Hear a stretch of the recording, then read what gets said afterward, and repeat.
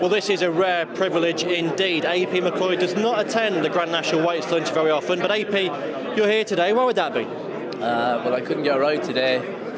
But I don't think I can get one tomorrow either. I had one ride at Plumpton yesterday and it didn't run, so about 3 days where I can't really get a ride. So winning the Grand National has done a lot for your career? You're right, it hasn't done a lot for it, but so maybe if I win it again, it might sort of spur me on a little bit more. I'll tell you what, looking at you winning it again, you wouldn't rule it out, would you? Don't Push It has top weight, but the handicapper's got him on £4 lower than his official rating, so he's given him a chance. He carried a big weight last season. He must have a lot of ticks in the boxes. Yeah, he has, but no matter how easy a horse wins the Grand National, the Grand National is a real tough and grueling race for any horse, and there's no doubt it took a lot of them last year, and I've seen lots of Grand National winners in the past, the likes of Comply or Die and Hedge Hunter, who I thought would be very capable of winning back-to-back Grand Nationals, and although they finished second and they ran well, they weren't able to win. And I'm afraid I am a stats person, and the last horse to win back Grand Nationals was Red Rum, so it's going to be tough for him. But again, obviously JP's going to have a few runners in the race, and there'll be a few to choose from, but we'll have to see near the time what happens. You say there'll be a few to choose from, but I know you're a complete professional, but even you surely would find it hard to get off a horse who's won you a Grand National. Yeah, I would, because Don't Push It give me the best day in my racing career and my racing life, so I would feel I was doing him an injustice by deserting him. If I did that, it might give him a better chance of winning, so it might. But at the same time, you got to be realistic and you got to be professional about it. And if there's a horse comes along that's got near the time you think it's got a better chance of winning, then much and all as I'd love to be loyal to Don't Push It, I'm probably a little bit more loyal to myself. And at this stage, obviously you've ridden synchronised for the Welsh National. Is there a horse that's come along that's made you think, maybe he's the one, not Don't Push It? I don't know. Obviously, speak to Frank and JP and obviously whoever trains other horse, whether it be John Joe or whoever. I'll take a few near the time. I mean, obviously Synchronised put up a good performance in the Welsh National, and if the conditions came up in his favour, he'd definitely come into the equation. But so many things can change so close to that race. There's no point to sort of make up plans as yet, and I actually didn't even decide to ride Don't Push It. It was John Joe actually put me on him, so maybe I should just leave it to the others and tell me which one I am riding. And I just one more question. Almost 12 months on now, getting on that way anyway, since that big day at April. A lot's happened since, Sports Personality of the Year as well.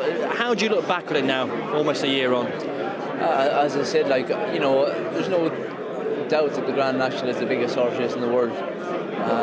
Definitely from a public perspective it is anyhow. And pretty much from racing perspective as well, I think it's there as well.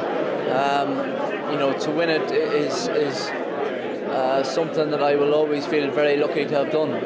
I don't think it has made me any better or any worse a jockey for winning the Grand National, but I suppose it's sort of completed my career a little bit, the fact that I have won it, in that if I hadn't, it would have been, it would have been something that I would always have been gutted that I didn't do. But it's all history, and unfortunately it's all about winning it this year, and that's going to be very difficult. Well, in a room full of racing legends, we've got a football legend as well, racing nut, John Motson. John, you're a regular at this event. Yes. You always have a Grand National fancy. How are you assessing this year's race? Well, I've just arrived to look at a few of the weights, but I mean, my love for Cheltenham, Lee, and I was there in November when little Josh won the Paddy Power Gold Cup for Nigel Twiston-Davies.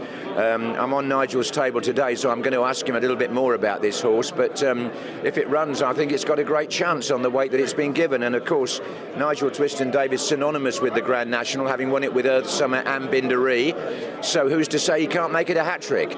And John, have you yet got rid of the pain of Earth Summer, knowing that you might have been one of his owners? Well, I might have been an owner of Imperial Commander, in fact, because I was in a partnership with the man who runs that, so I've come close a couple of times, but no. At the moment, I have to say I'm just enjoying my ride. I shall be down to Cheltenham for the Gold Cup, and delighted to know that my radio show for Monday Night Football Club is going to come direct from Cheltenham on the Monday night of that week, which has just been announced. So lovely to be able to mix the football and the racing and talk to guys like you.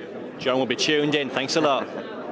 Well, the reigning Gold Cup winning trainer is also a dual Grand National winning trainer, Nigel Twiston-Davies. You know all about winning at Aintree, 5 entries this year, and you'll be pleased to know that John Motson rates Little Josh his best bet for this year's race. Go easy on Little Josh. You know he's not certain to stay at all. So we've got to talk to the owners. He's not a certain runner at all. But for me, Hello Bud is my best one for them. And Grand Slam Hero, they're the two. Hello Bud, Nigel. We've seen him at Aintree before, and he seems to get into such a lovely rhythm over those fences. That's got to be a key thing, hasn't it? He does. He gallops and he jumps. And whereas last year we didn't think he was good enough and he was running in every race, now we've just targeted the race and he will come in a much better frame of mind and condition. This is the race we're going for. And Grand Slam Hero was a real prolific horse in the summer. Again, what chance of him staying 4.5 miles? Oh, I think that shouldn't be a problem at all. No, it shouldn't be. He's in very good nick. We ran him the other day in a very soft ground, which was a mistake. But as long as the ground's not too soft, he'll be all right. And the other one that's guaranteed to get in the race, it would seem, Roll Along. New to your yard, relatively new to your yard. What can you tell us about him? Well, no, he's in really good nick. He was disappointing in a hurdle the other day, but he hopefully will running this weekend, and we'll learn a lot more about him. And of course, he's in Grand National winning colours too, the Corbière colours. He certainly is, yeah. So that's good. But of those that you mentioned, it seems like Hello Bud is the one that excites you most. He does, yes. But Grand Slam isn't far behind, and Roll Along's got a bit to prove. But no, I'm looking forward to it.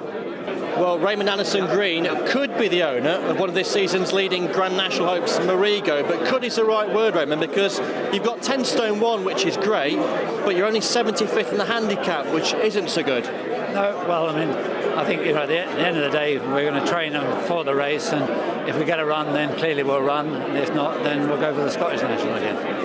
If you can get a run, given he was so impressive at Ayr last season, how hopeful would you be that he'd take to Aintree and perform there as well? Well, I suppose, unfortunately, we took him and we ran him in the Beecher Chase. And he tipped up, so that obviously is not ideal. But having said that, Timmy thought he travelled well until then and jumped well, and it was one of the smaller fences.